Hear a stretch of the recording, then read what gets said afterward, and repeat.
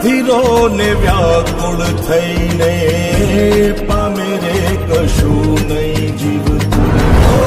અધીરો ને વ્યાકુળ થઈને પામે રે કશું નહીં જીવતું.